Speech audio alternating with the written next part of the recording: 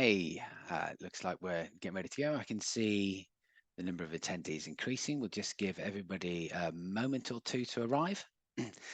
Thanks for those of you that are prompt and on time. That's great.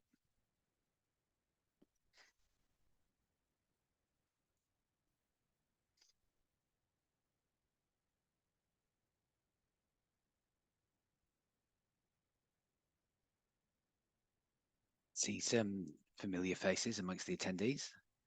Nice to see a lot of you here. It's also a great opportunity to meet some new people and hear your questions as well.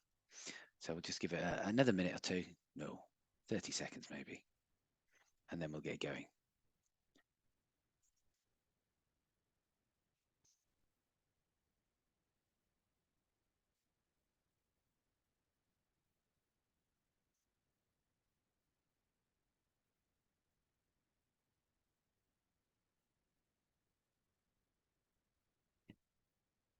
Okay, I think that's most of you here now. I think if we start going on that, ooh, Steve, can you tell me, is it showing the Zoom bar on the share screen or is it not? No, it looks good. No, brilliant. Okay, just want to make sure that I've got the list of the Q&A up on there. In fact, that's a good place to start, I think. So yeah, welcome to this webinar that has been organized by Landor and provided by us at Agilysis. Do a little bit of an intro to us in a moment. It will be available on YouTube apparently at the end, which is really exciting. We'll also make sure that slides are available too, and you've got the option to get involved in the webinar in terms of any Q&A. So I know there's a Q&A and a chat option. Those of you that are familiar with Teams, you've got slightly different options, but this is on Zoom, of course. Please use the Q&A for any direct questions. And then Steve's going to help me by answering some of those. What we're going to do is we're going to break it up and do it into two different sections, just so that you don't get a whole, 45 minutes of me straight. But yeah, an option for you to ask some questions, and then we'll come back and we'll do a second part of the webinar and then have some more Q&A at the end. So yeah, please feel free to put anything in there. We also have some comments that were made by anybody that's signing up, including some potential asks around connected vehicle data and some questions. So yeah, we've got a list of those as well. So let's get on with this. So this is a webinar that's going to be talking about how you would leverage or just use connected vehicle data for traffic insights. And we deliberately use the word traffic because we, although in Agilysis come from a road safety background, we think there's a much broader area of use cases for this, and some of which we're not familiar with ourselves, but many of the people that we have been speaking to over the last few months have been pointing out, there's so many different use cases for this kind of data. So here's what I'm going to go through. We've got an introduction to ourselves. I'll keep it reasonably brief. Then talk a little bit about connected vehicle data and then how it might be used. We'll talk mainly about the speed profile data that we have access to at the moment. Then we do the Q&A, then come back and then start talking a little bit more about some of the more new and exciting areas, including origin, destination, and junction analysis. And hopefully you'll all have some input on that as well. So for those of you that aren't aware of us, we're Agilysis. We're a specialist research and data consultancy. We tend to specialize within road safety. That's where we have a lot of our heritage. I've been working in road safety for over 20 years now, started off as a safety camera partnership manager in the public sector, and then formed Road Safety Analysis, made famous by the MAST online tool that many of you may still use, and then Agilysis just over 7 years ago, so, with fellow directors. I'll just mention a couple of things that you may have heard about us from. So we created Crash Map. This is 12 and a half years old now, Crash Map, I think. So this has been going for a good number of years, and is how a lot of people come across the tools and solutions that we provide. So there's a free version online that people can just scroll around and they click on maps and buy them. There's also another online tool that people buy for subscription access for unlimited data, and some where local authorities get us to upload their data and put it onto the map for their own private use, of course. But this kind of collision data analysis has kind of been where a lot of us started our work. More recently, though, we've been involved in looking at traffic data related to road networks. So what you can see here is a screenshot from our speed compliance tool, and this already uses connected vehicle data. And what you can see here is actually a map that we provided to the Welsh Government. This is looking at speed data. What you can see on the screen here, though, is the number of speed limits. So you can see that there's a lot of pink on the map now in Wales, a lot more than there was certainly this time last year. So pink representing those 20 miles per hour limits. So, it includes a national map of speed limits. If you're interested in that, definitely give me a shout, because we can talk more about that another time. But it's also got connected vehicle data in there. So we've been looking at connected vehicle data for over 5 years now, supplying it to around 35 different clients in the UK. And they've been using that annual data. So this is some easily accessible data provided by Ordnance Survey that we include in this solution, and includes a whole year's data. What I'm going to go through is some examples of how you can use some more granular data with bespoke query periods for different use case scenarios. So that's a couple of the examples of the things that we do. We've also done quite a lot of work in capacity building and professional support. We run road safety training courses. We're involved in developing road safety strategies, both in the UK and overseas. And also we carry out a lot of research, some of it with that data that I talked about. We've worked on a couple of road safety trust projects using that connected vehicle data, for example. So we access the data, we provide in solutions, and then we use it in our own research as well. And we've got some clients, and we've won an award or two over the years as well. So before I talk about the connected vehicle data, I'm just going to mention briefly traditional data sources, so you get an idea of the kinds of things that I'm talking about. So if you're thinking about vehicle speed data and traffic classification, this is the traditional way that most people would do it, and certainly it's the technologies that I've been using in the past. Top left hand corner, you can just about see behind the text there, you've got some loops going along the road which may be commissioned for a very specific purpose for a short period of time. Bottom left hand corner, you've got some loops, so permanent loops that people may have where they have a long-term requirement for monitoring traffic. And on the right hand side, just about see an SDR device there, which again, it's another temporary solution, different to having a tube going across the road. It's got a high level of accuracy. This technology has been developed for many numbers of years. It quite often gives you really detailed traffic profiles, and by that I mean classifications of vehicles, and it gives you, quite often, a good hour by hour, day of week analysis, while the surveys are there, of course. And it is only a snapshot of the survey period, so you need to think about where you want planning, and it is sometimes only feasible on limited parts of the network. You're not going to be running these across high-speed dual carriageways. At least I certainly hope you're not, because the health and safety form on that must be a nightmare to fill in. And yeah, you do have a reasonably high cost per survey as well, because I'm sure you can get discounts when you buy them in bulk, but ultimately you have to pay for each one. Also, you can't go back in time. And I think this is one of the advantages of accessing some of this connected vehicle data, is that it allows you to go back in time, sometimes up to 10 years in the past. So if you ever thought that you wished you had a speed survey or a traffic survey in the past, connected vehicle data can give you sometimes a kind of a time machine to enable you to go back. In terms of traditional applications, this is some examples from DFTs, loop counters. So this is where they're looking at speed profiles along individual roads. So this is amalgamated for many different speed counters. But yeah, I'm sure many of you are aware of the kinds of things that can be done in here. You've got time of day, day of week, speed profile, all those kinds of things. One critical thing in there is around free flow traffic. Now, this is something that a lot of us have used. There's different ways of getting free flow data. And by free flow data, I mean, vehicles that are not traveling in congested traffic. One thing you can do is use a headway filter. So 3 seconds, 5-second headway filter, something like that, to make sure that the gap between the vehicles is large enough. And that gives you a very good idea of what free flow traffic is. Sometimes people use quieter times of day, evenings into peak, sometimes nighttime data, because you would assume that that's less likely to be influenced by congestion. So yeah, that's one of the key things in there. And free flow data isn't always or often available using connected vehicles. So I'll just mention that one again in a moment. But first of all, what do I mean by a connected vehicle? It's one of these terms that gets bandied around, and I'm sure there's lots of people that do know what they are.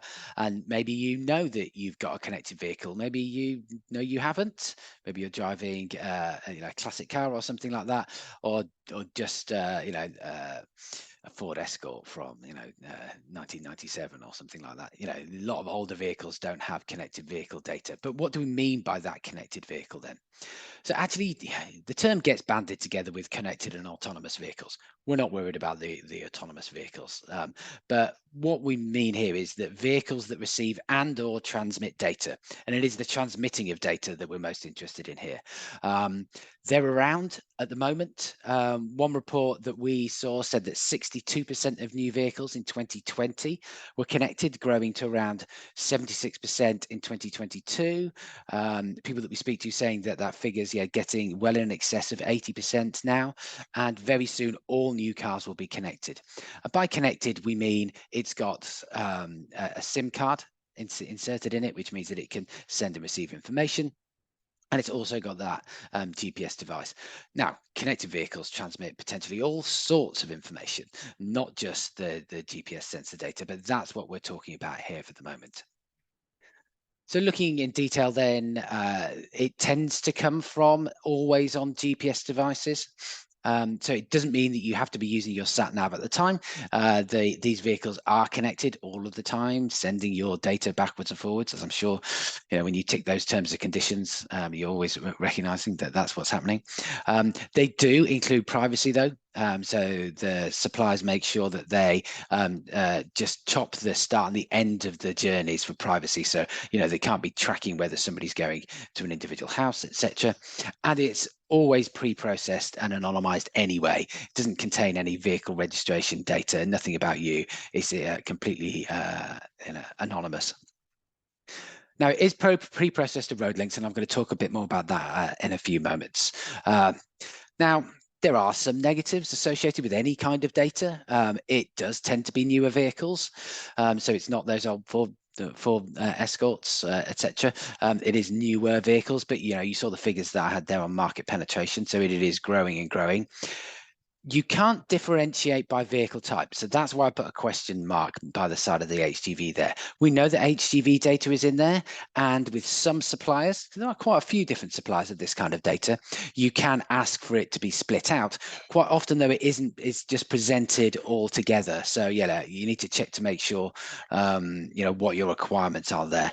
You're not going to get the same vehicle classifications that you get from a traditional survey. If that's a requirement, then that's not what you're going to be getting from this connected vehicle data always. Now, I'm hoping that at some point in the future that will happen. It would be really good if there were some connected motorbikes, for example. So right now we know that there are no motorbikes included within any of the data that we're seeing in there. Now, they are only a small percentage of the vehicle fleet, but if you did want to, if you had a particular road safety issue to do with motorbikes, then you wouldn't be included those in there. And as I mentioned earlier, it's not free flow, because natively one GPS vehicle doesn't know whether the other GPS vehicle is 5 seconds ahead or anything like that. However, we have developed some quite cool techniques to estimate free flow data. I'm going to come on to that later on. Crucially, of course, you don't get any traffic count because you're only talking about a percentage of the fleet. and the percentages can vary quite widely. There are lots of different suppliers in the market. No, the suppliers don't amalgamate all of their different GPS data together. So yes, there's no way of seeing 100% of all connected vehicles from one individual supplier.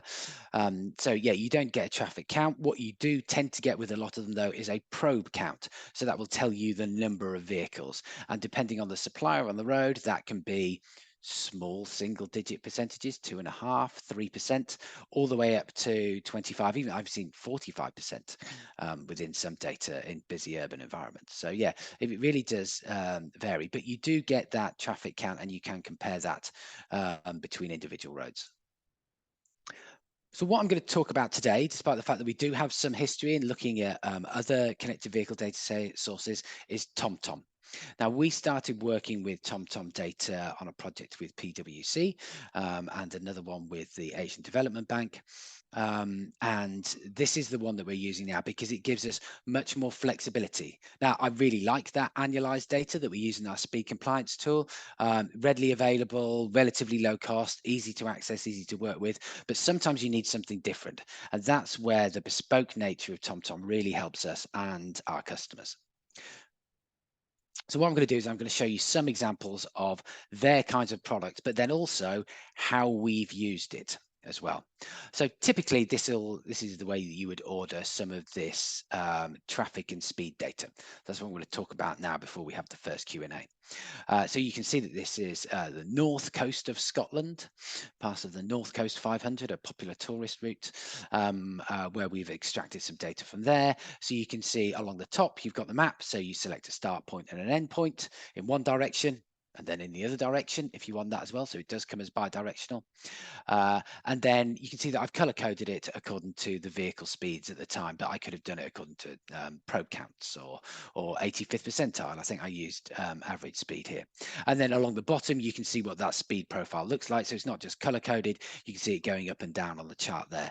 And for those of you with really good eyesight, you can see that there are some different gray bands within there. And that's where I've selected either the 15th percentile, so the lowest percentile speed, or the 85th or even 95th percentile at the higher end if you're looking at those high-end speeders, for example. So normally TomTom data that we have access to is available 1 day in arrears, so I can query yesterday, but I can't query what's happening today. And different providers have different global coverage. Now, I'm pretty sure all of us here are from the UK, but there are 70 different countries around the world where you can access this, and that's really useful in a lot of our transport research projects. I think it's pretty quick and easy to analyze and order. There is the downside that it can be expensive for whole networks. The way that it tends to be purchased is on a per kilometer basis, because that's how the pricing works. So you wouldn't typically buy it for the whole of your road network, and unless you want to spend a reasonable amount of money. Although I'll talk about pricing options later on. So the question that some of you might be thinking about or might already be asking in the Q&A is, how does it compare against, that spot speed data? So those tubes, those loops, etc. And actually, somebody that comes from a speed camera background, it's quite easy to compare the two technologies to the old Gatso spot speed cameras that, detect speeds at an individual location versus your Unoptic average speed cameras, which are more point-to-point systems. And that's essentially how both different technologies calculate speeds. So that does mean that it's really important that you understand what road you're analyzing. So on the example that I've got on here, on the left-hand side, you've got a road section that's 600 meters long. And on the right-hand side, you've got one that's less than 20 meters long. And that's because of the way that they work is that they match vehicle speeds to the individual sections that already exist within the road networks. So, you don't get to define in a huge amount of detail which road sections, specific road lengths that you're interested in. You kind of get what you're given on the map. Now, if you're thinking about urban areas, it's not too much of an issue because it's always a junction to junction analysis. So normally only about 50 meters long anyway. On some more rural roads, definitely the more low flow areas, different parts of Scotland, you might find some of them are up to 2K long. But by and large, they're just a few hundred meters long. But because it's calculating that average speed along the length, you wouldn't get any variation. Now on that 12 meter, 60 meter length, I think it is, you're not going to get a lot of variation on there anyway. But if you're thinking about a sinuous road with lots of different corners, you might get differences along that. You wouldn't get the detail of what's happening on speed profiles around bends. So, I think it's really useful to explain to people, the limitations of this kind of data, but then, I think it does have significant advantages as well.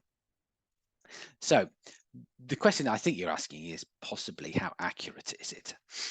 Is it going to be good enough for our kind of analysis? I mentioned, vehicle count as low as 2%, but sometimes a lot higher. Certainly with the TomTom data, it's around 25% of vehicles. Is that enough to give us something accurate? Now, if you're comparing over a long period of time, that's perfectly fine. So if you're looking at a whole year's worth of data, 2.5% of the vehicle fleet is perfectly fine. I mean, that's the same as doing a 1-week tube survey, for example.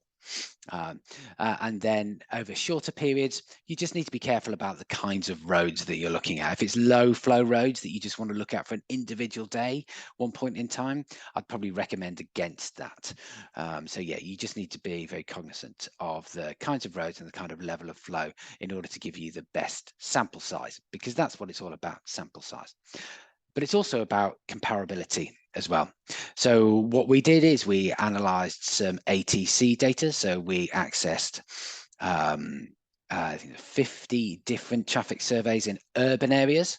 So it's much harder to get these to work in urban areas because the potential for queuing traffic, for example, on rural roads, it's much easier. And then we compared some of the ATC data. So I can call that ground truth, if you like, if you think that that's the gold standard of speed data collection at the moment, against TomTom. And these are the kind of correlations that you can get.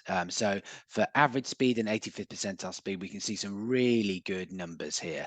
Actually, this is similar. I think most of the suppliers that you go to, you get these kinds of results. You do get some that are slightly further away from the line, though, either higher or lower. And sometimes you see it a little bit lower. And I think it just depends on where your spot survey was taken and where the average speed survey was. So here's an example of one that we were looking at. So this is a road in Scotland that was subject to a 20-mile-per-hour limit. So we made sure that the survey data was well after they implemented 20, matched it to the TomTom data for the same period.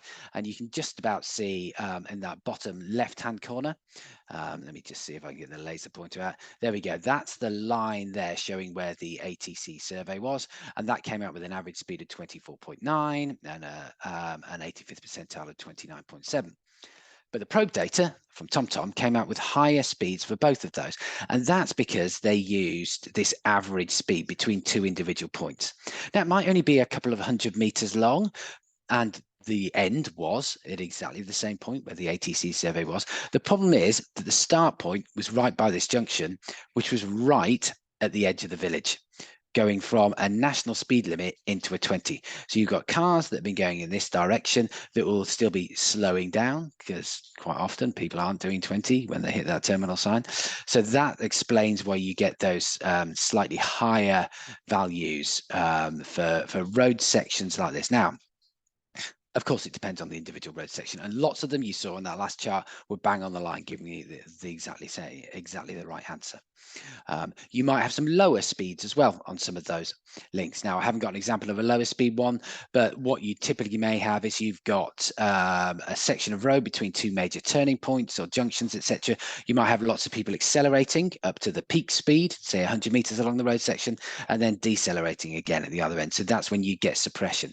So yeah, you do get variance around those two, but it's easily explainable by looking at the layout of the individual road network. So that's talking about the data. And then what I'm going to do now is just show you some examples of case studies where we have used that information. So I'm going to talk about some speed limit changes, speed camera effectiveness, and then talk a little bit more about congestion management. There are a whole load of different ways that we think this data could be used, though. So that's just those three examples there, but there's potentially a lot more. There's lots of potential for, we've got an LTN in the top right hand corner there.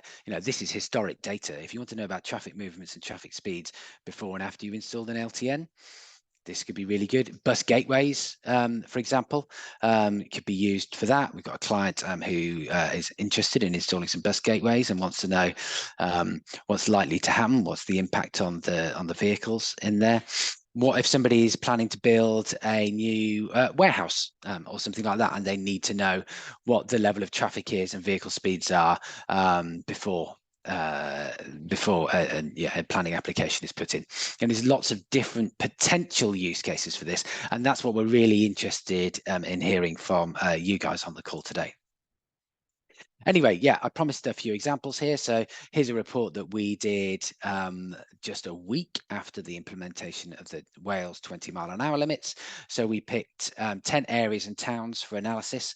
We accessed data from the week before and the week after, and then just after Christmas we had a look at the data 3 months after the change, and we got access to that within 24 hours. So ordered the data, network level, downloaded the information because it all comes down as a machine readable data file, analyzed it using desktop software. I won't lie, it was Microsoft Excel. It did perfectly well for this function. Still a great piece of software. And then we had a look at the results. So just a little bit more detail on exactly what we did in there. So that's the week before, the week after. We only chose to look at 6 a.m. versus 6 p.m. because we were worried about high speeds at night time, where's a perceived lack of enforcement perhaps. And we also made sure that we had good sample sizes. This wasn't based on 1-2 vehicles for individual roads. We made sure that we had at least 100 vehicles in both periods along the roads. We also analysed the 50th percentile. Now that's the median. It's slightly different to the arithmetic mean. It is something that's better used when you want to try and analyse this kind of connected vehicle data. Department for Transport recommended that this is the approach when they did their 20-mile-an-hour report. There's a link to a YouTube there. It'll be in the slides when they're sent out tomorrow. If you want a really quick lesson in the difference between average speed and median speeds, as I did, it's definitely worth a look. And this is the kind of data that we analyze. So you can see for that individual section of road in Wales, we've got some average speed data. We've got some 50th percentile. Hey, look, I could have analyzed the 85th as well if I had time in there. But you can see sample size. So actually this one didn't make it into the analysis because it only had a sample size of 98. So just outside that selection criteria. But this is kind of the data and then what it looks like. So what did we find within Wales? Well, we saw that there was an immediate reduction in speeds of 2.9 miles per hour. Actually, that changed a little bit. So it was only 2.4 miles an hour after 3 months. But I still think that's pretty successful for what is effectively a signed only speed limit change. No infrastructure changes, no enforcement taking place.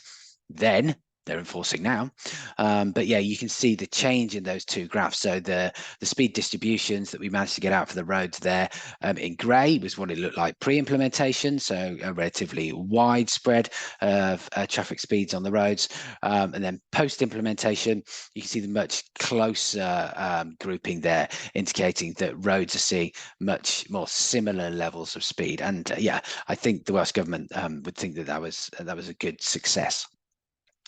Another way of measuring success as well is safety cameras. So I mentioned that was my background originally. This is looking at data for a camera that was installed on the A500 Stoke-on-Trent, the D road as it's sometimes referred to. So safety cameras were installed there in 2019. And about a month or two ago, I thought, well, wouldn't it be good if we could use TomTom data to analyze what happened there? I've got this speed survey time machine at my hands. So let's see what I can do there. So I ordered the data for both of those individual periods, 1 year before and then a few years after. I made sure that I excluded the COVID period just in case anything slightly crazy was going on in there. And then I had a look at the reductions in speed. So we saw that 50th percentile speed dropped from 49, nearly 50 mph down to 47. And 85th percentile speeds dropped even further, so from nearly 57 down to 51. An interesting statistic as well that comes out is around the planning time index. Now, I don't know if that's something that others have come across, but it's kind of a measure of journey time reliability, so showing the level of variation between journey times experienced by all road users. So ideally, you get a value of 1. Planning time index means that it always takes exactly the same time for everybody to go down an individual road. So that's reasonably rare. So this change, so a high value is worse and a lower value is better. So it went from 1.54 down to 1.25. If you then look at the average journey time, that means that reliability improved by 1 minute and 13 seconds. So if you think about journey time reliability as a metric, that improves. Now, there was an increase in speeds in travel times, of course, because we saw a reduction in those speeds, but that was only 19 seconds. And I think that's an interesting trade-off to consider for members of the public. What would they rather have? Would they rather have those every extra 19 seconds back every single day? It's not a lot of time, really, is it, for a 5K stretch of road? Or would they rather know that the journey is always going to be 1 minute and 13 seconds more reliable? There we go. In terms of some of the more detailed information that you can get out on there as well. So these are some of the traffic insights exports that we can get out of it. You can see for an individual road section, not just the entire route, what the reduction was. So, we had median speeds go from 52.2 on here down to 48.6, I think it is. But yeah, if you look at some of those free flowing speeds, and I'll come to those in a moment, at the bottom, that was going from 61.5 miles an hour down to 48.9. So we got a much closer relationship between free-flowing speeds and median or even average speeds. And you can kind of see that in those charts at the bottom. So on the left-hand side was the pre-implementation. So you've got quite a high grouping, somewhere around the 51 miles an hour that most people were traveling at, but then you've got a significant hump over towards the right hand side of people traveling well excess of 60. Now you've got a much closer grouping. In fact, the 95th percentile is still only 52 miles an hour, I think, on there. So showing that people are generally sticking to the limit there. So those outputs were driven by a tool that we used to display and analyze the TomTom data that we call Traffic Insights. So, we can supply the raw data to people, but we've developed a tool that enables us to present this on an area-wide basis. So that was the first project that we're involved with PwC on this, is looking at a city-wide area and looking at levels of congestion hotspots on there. This is a tool that we've done that works from that and then can be deployed anywhere across an individual area, along an individual road. You choose the extent, and we can deliver this within 72 hours now. So yeah, once you've contacted us and said the area and the time scale that you want, we can deliver these. And the way that they come are as individual HTML maps. So actually, I've got a link on that slide there towards our Traffic Insights information page. That's got an embedded web map of Banbury, which is where we're based. So you can have a look at that and you can start to click and see some more of the details. So let's just have a look quickly at some of the example outputs there and talk a little bit more about that problem of free flow speed. And it does depend on the characteristics of the individual road. So here's one particularly notorious road in Banbury, which is right by the motorway junction. And as you can see on the traffic profile there, you've got quite a high spike of congested traffic just crawling along on that individual link. And then you've got quite a wide spread of different traffic speeds along there. And then, it's got quite a low free flow speed on there. So if I just zoom in on that one for you, you can see the average free flowing speed of only 16.6 miles an hour and the median speed of 13.5. So yeah, that one's not looking particularly good on that road section. On this one here, which is just heading out of town in the other direction out to the countryside, the traffic profile that you've got here is showing quite a lot of free flowing traffic on there. So yeah, really tight distribution. And then we've got another one here, which has got, some more distinct humps here. So this one is showing significant periods. And then if you look at the free flowing speeds there, 23.2 miles an hour versus the median speed of 19.6. So there's still quite a lot of free-flowing traffic, around 61%, but it's certainly not as high as seen on the other road sections. So yeah, the way that we provide it on the map, as you can see if you go and click through, is that you can then pull off this data for every single individual road section. And as I mentioned earlier, those are the road sections that TomTom automatically chop up. So one of the other questions that might be there is how much this kind of thing costs. Now, it does tend to scale pretty well in terms of the area that you're buying. So, if you want 10 kilometers of road, I think our standard price is just less than £900 there. So suitable for maybe a small neighborhood, individual roads. You can choose based on the road classification. If you're only interested in A and B roads, or you really want those residential roads as well, you can reduce your cost there. But yeah, a town like Banbury, that map that we produced there was profiled for less than £2,000, which we think is pretty good value compared to the cost of distributing traffic counters across the entire road network. So yeah, we produce data for individual 24-hour results. You can, in theory, order it for periods as short as 15 minutes. That tends to be more of the bespoke analysis that people want, but yeah, that's definitely a possibility as well. And then, yeah, we provide access to the data so that you can use it in your own GIS systems for modeling, if that's your requirement. So that's one of the options. So that's option one, which is around traffic insights. You tell us the area you want, 72 hours later, you get the data. Sometimes clients come to us and they just want the raw data themselves. So that's normally just price based on a per kilometer and the amount of time that it takes us to export the data and send it to you. That's easy because we have to do a little bit less work and it's slightly cheaper.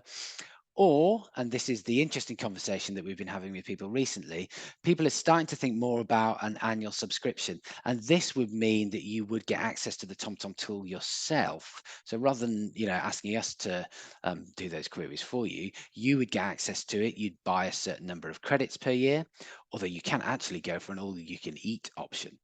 Now, it is quite a little bit more expensive, and you might want to think about how many people across your entire organization will want to use it, because that's how it's sold. A whole council can use it, for example, for planning, for safety, for any kind of purposes where you need access to traffic and speed information, and origin destination, which I'll come on to after the questions.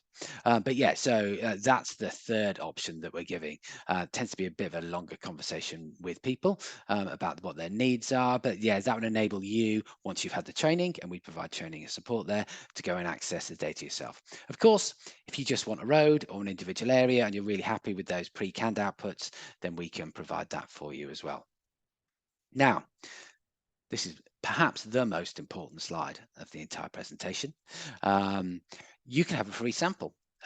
If there are any roads or areas that you'd like access to, drop Martin a line. So hopefully you can see Martin's email address there, and he should be on the call here as well today. So you can just send him an email and then discuss the area that you're interested in, and we'll send you through some sample data so that you can have a look for yourself. And so that's available for evaluation purposes for up to 90 days for yourself.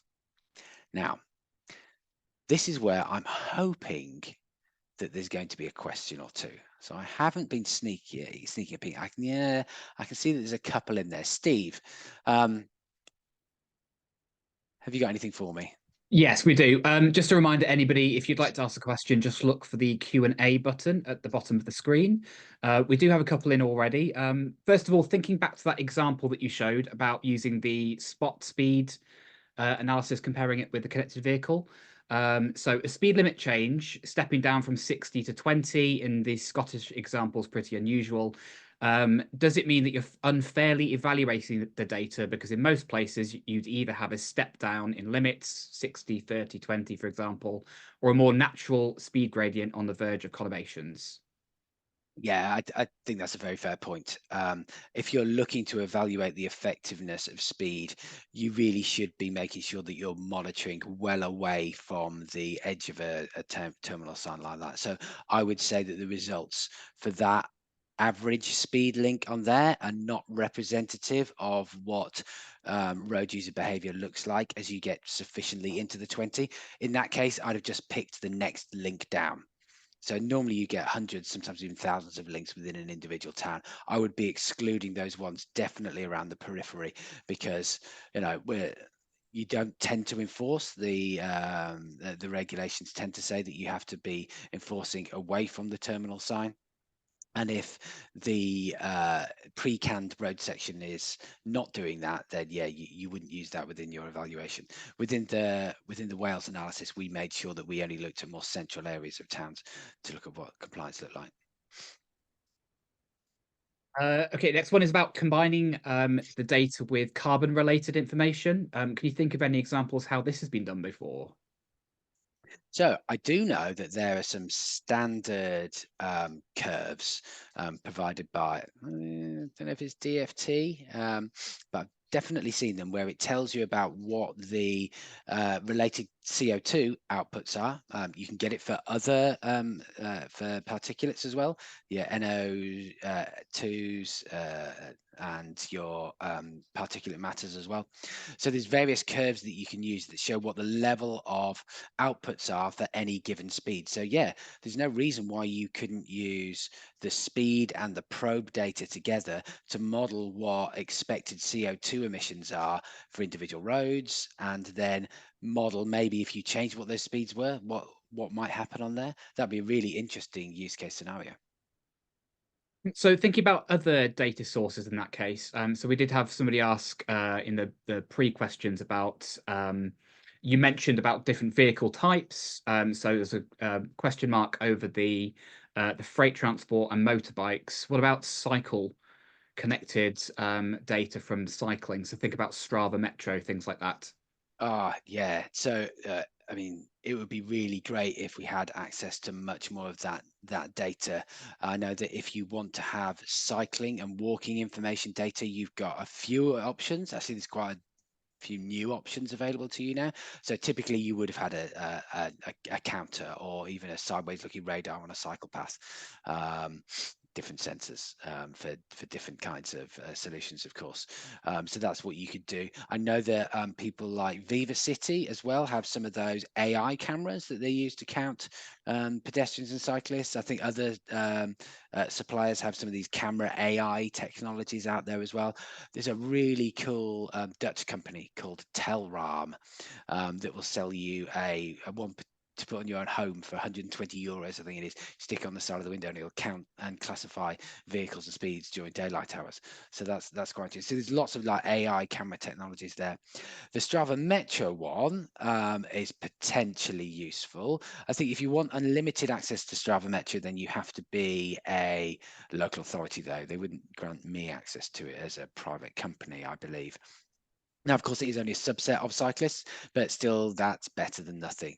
The real worry for me is that we don't actually have very much information at all on where pedestrians are. And we know that pedestrians, for example, in road safety, make up much larger numbers as well. It would be great if there was one tool to rule them all, where you could combine all of these different data sources. And certainly, maybe somebody will get to that point in the future.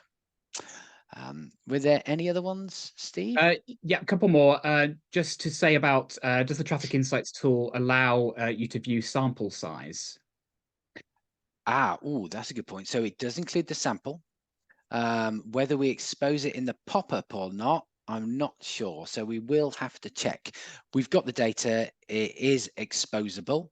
So there's no reason why we just couldn't tweak the code and then put that in there. But yeah, so that would tell you the probe sample size. And so there will be a second opportunity for questions towards the end. I do have one that should segue nicely into the next part. Are you able to differentiate between local traffic and traffic originating from elsewhere? Really thinking about if you can identify tourists in a given area. Tourists. So within that data that I've showed you so far, which has just been based on the traffic stats TomTom product, you can't filter by local or not local. but within the origin destination data, you can. So let me neatly segue then into the origin destination stuff. Thanks, Steve. Because this is another part of the package. So the traffic stats and origin destination analysis are part of the historical package. Actually, you can just buy a subscription to both of those at the same time if you're an authority. And yeah, these are based on the historic data. Junction analysis, which I'll talk about in a bit, is a live data source.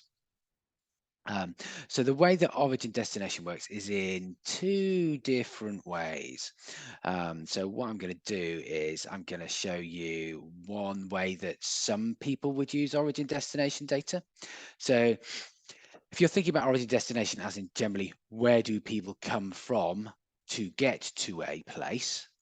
Thinking about travel demand management for various different purposes, including public transport, maybe active travel and things like that, you can definitely do that. So here is a map that I created using TomTom data. So what I did is I uploaded output areas in Oxfordshire.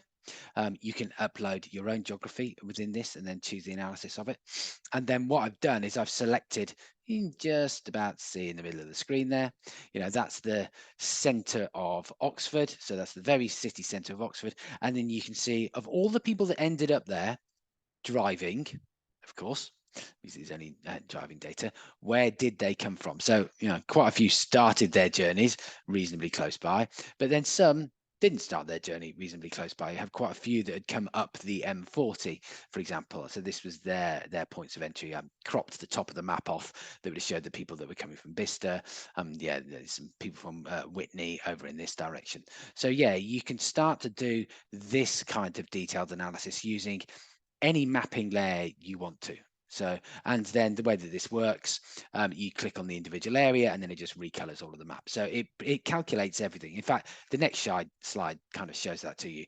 You get all of the individual regions and then it shows you on this matrix, everybody that went from one region to another region. So actually you can see a lot of region 4s that started and ended within region 4.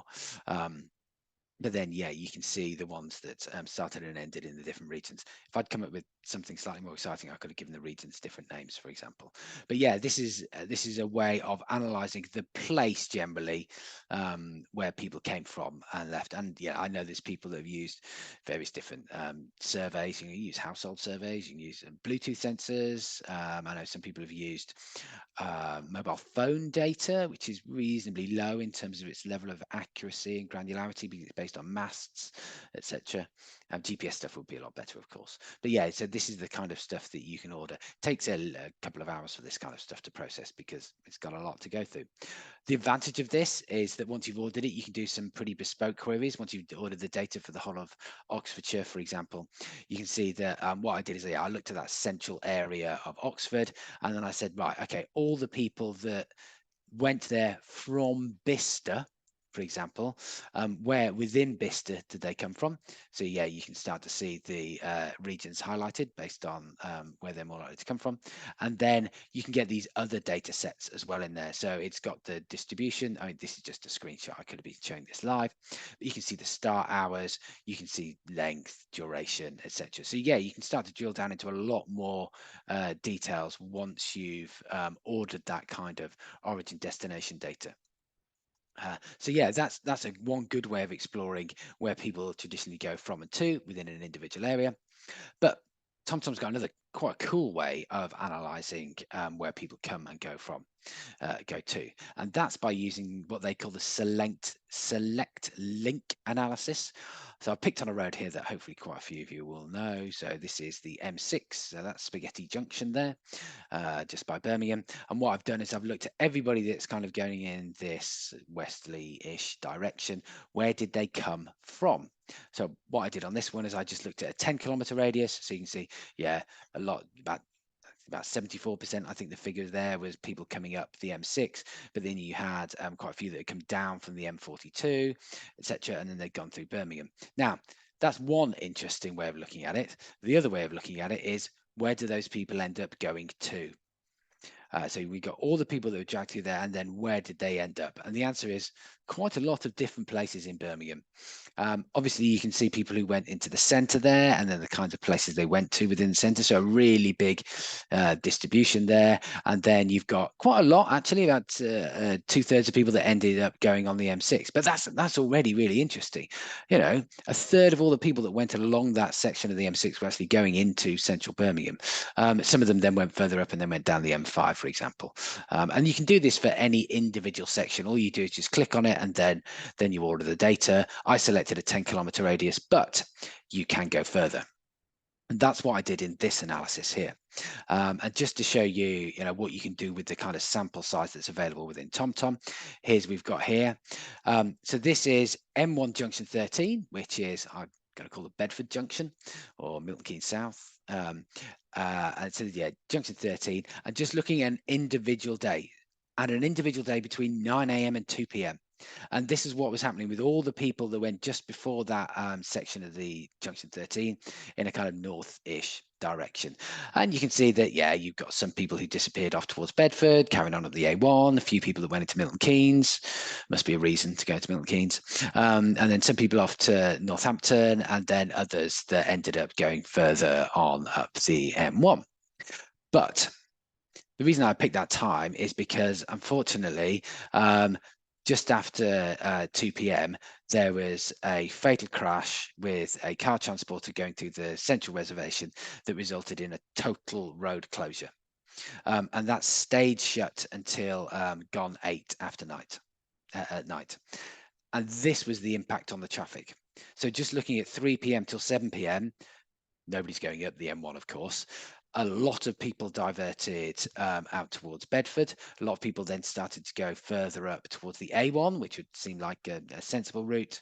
Some people scattering into Milton Keynes, people trying to find their own diversions and routes around. I think this is a really fascinating analysis of what happens when you have an individual incident. So yeah, just compare back again. There we go. So that's what it looked like before. And then that's what it looked like after. So yeah, you can think about how you might want to use this for all sorts of different purposes. I mean, not necessarily unexpected road closures, maybe planned road closures, planned diversions. See if people are actually following the diversion route that they're supposed to. I think everybody just follows Google Maps these days, don't they? But okay, so there's one example. Now, the final example I want to show within Origin Destination is an analysis that's reasonably close to my heart. So what I'm going to do here is I'm going to show an analysis of how people, where people came from when they went to the British Grand Prix in Silverstone 2023. So full disclosure, I live in Silverstone. So yeah, for about 5 days a year, it's traffic chaos. Now you kind of get used to it, and you can rent your drive out for a few quid as well for parking. But what you can also do is analyze the data. So I've got a couple of reports that I've ordered here. So let's have a look at this one. So this is the day of the Grand Prix itself, and then I looked at one individual road section. So ordered the data there that were for people going through my village. And then where did they come from? So if I now have a look at that incoming data, I can scroll out there, I can see that, wow, people have taken every which route they possibly can do to get there.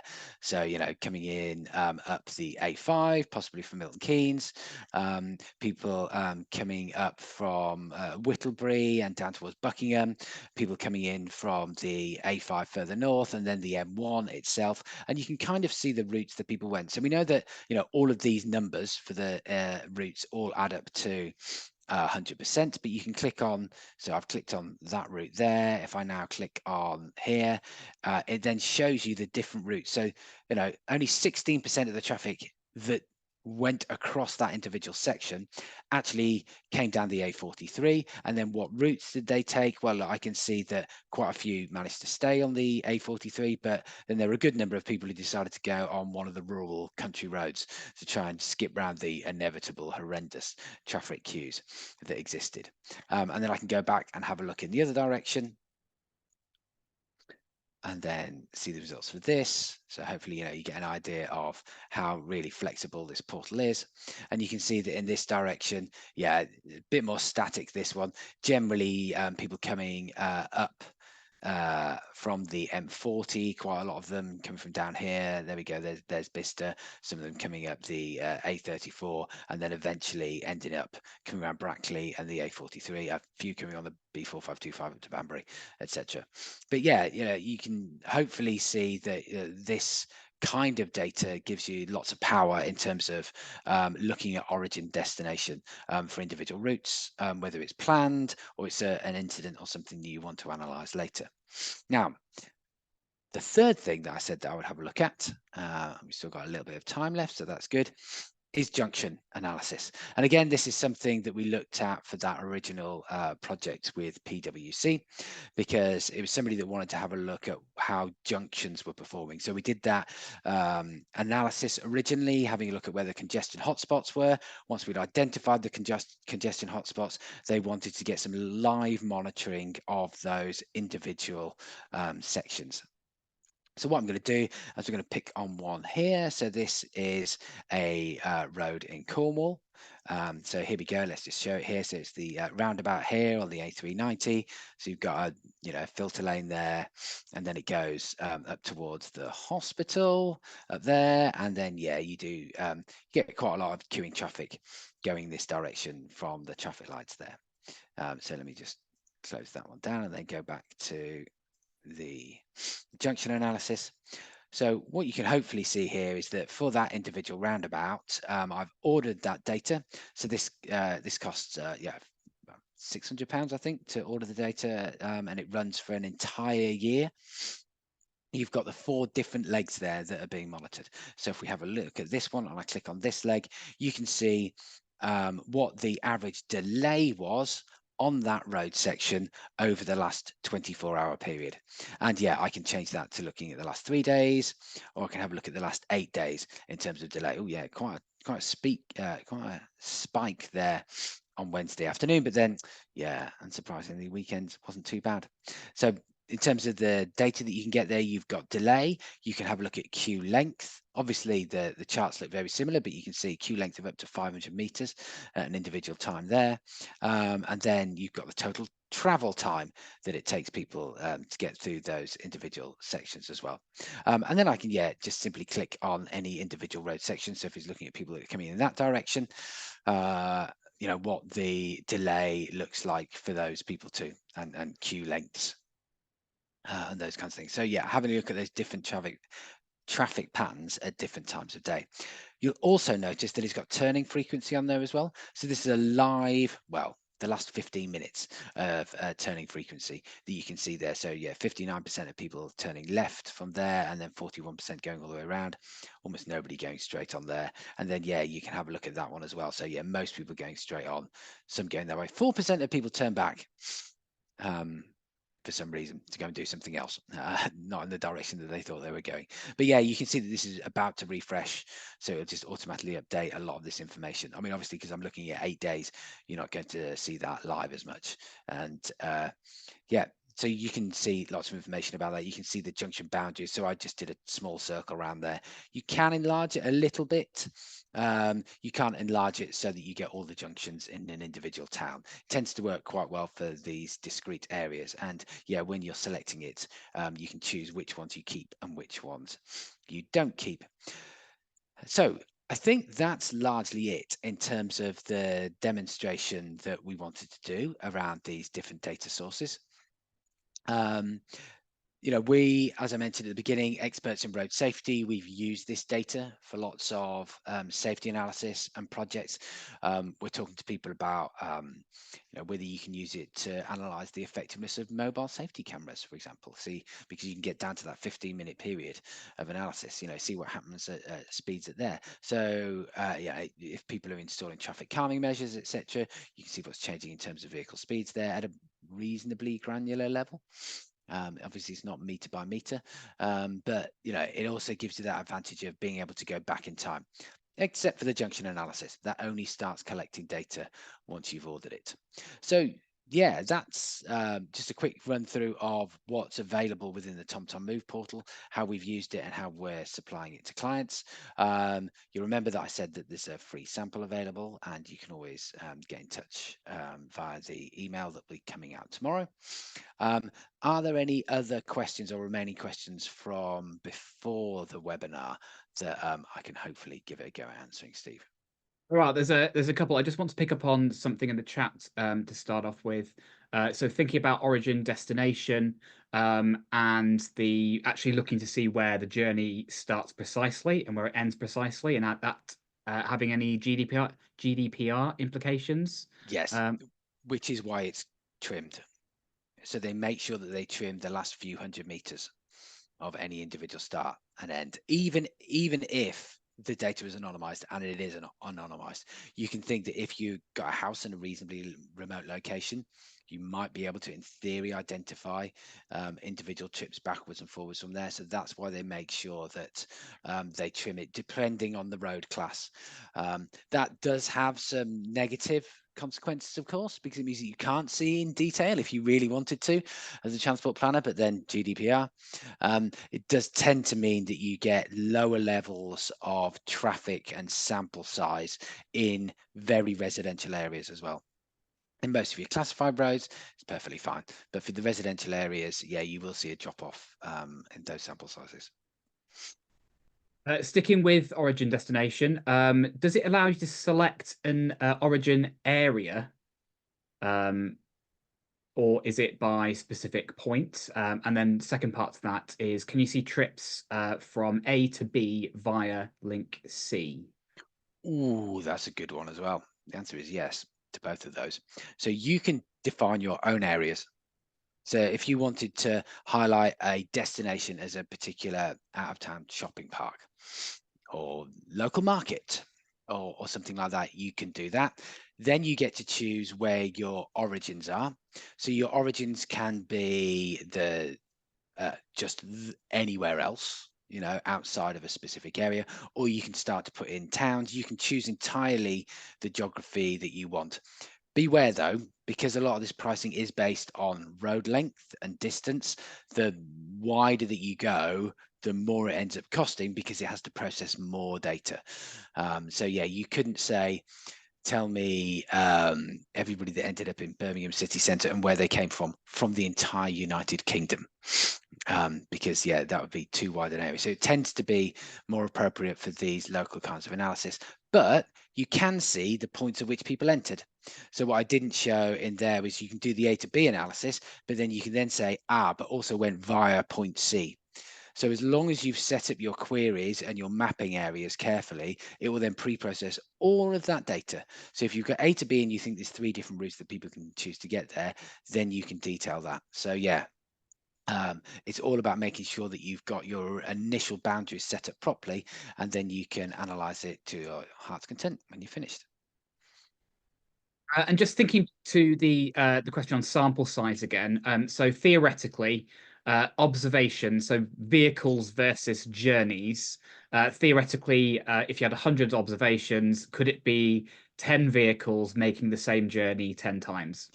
Well, in theory, if they kept going round and round in a loop and critically didn't turn their engine off, because that's something else that happens. As soon as you've turned your engine off, it stops. Stops recording. Now, TomTom are looking to see if they can stitch together journeys where people have stopped and started and stopped and started. You know, I said not just stopped, but had the engine turned off. So when the ignition's turned off, it just resets it. So the likelihood is that it's very infrequently the same vehicle. If you're looking at a short period of time, unless somebody was particularly going them down the same road. And just to finish up in that case, a couple of questions relating to local authorities. So other sources of data, possibly free sources of data for local authorities. So there is already some data that's provided to local authorities via the public sector geospatial agreement. There's also data that's provided on travel time monitoring. So I think you can get access to that. I think INRIX and Teltrack are the two original providers of that data. Ordnance Survey, somebody within your organization that's got access to Ordnance Survey data, you can get access to annual vehicle speed data. I think the access to the travel time data is something different, but it is annualized. You just get that time period. Sometimes you get individual time periods, but you only get that individual date period. And that's the kind of data that we've been using for the last 5 years. Really great, really low cost of access, smaller sample size, which is why you have to have it over an annual period. Tends to be really good for triage remote networks. If you want to look at some before and after stuff, or you've got some really specific use case scenarios, that's when you have to start dipping into the more bespoke data from TomTom. And nice tough one to finish on, about barriers for local authorities looking to improve network intelligence with connected vehicle data, and how these might be overcome. I think there's a number of barriers. Let's just ignore the finance one first of all. Everybody's struggling for cash. I would argue, perhaps I would do, that if you're spending quite a lot of money on individual counts and speed sensors at the moment, you might be able to save a bit of money by using this kind of approach. But then, if you do need to know those vehicle classifications and you're really obsessed with the pure free flow statistic, then yeah, you'd need to make a decision on that one. But yeah, so I think, yeah, finance is a barrier, but then also an opportunity. The other one might be technical ability. So we do know that there aren't as many skills within authorities at the moment. A lot of work tends to get outsourced, which is why we will provide access to the tools for people. So that traffic insights, you can draw on a highlighter on a map, and then we will order it and send it to you. It comes as an HTML file, which you can view on any web browser, on any device, etc. So that there's no technical skills barrier associated with that. With the TomTom raw data, yeah, okay, you may want to analyze that on your own GIS system, but that tends to be more of a niche use case scenario. If you're looking at the junction analysis, the origin destination, that's fine. You get your own log on, you get access to the TomTom data, and then you get to keep that for up to a year after you've ordered that. After then, you can see, so before then, you can still download the data itself. So yeah, skills and expertise and money, I think, are perhaps the biggest barriers. It would be great if we could integrate more different data sources. And I think maybe that would be one for the future. It'd be great to know more about how people are moving around those urban areas. That origin destination in Oxford is probably a poor example, because I suspect that only 20-25% of people who go to Oxford go there by car. A lot go by public transport.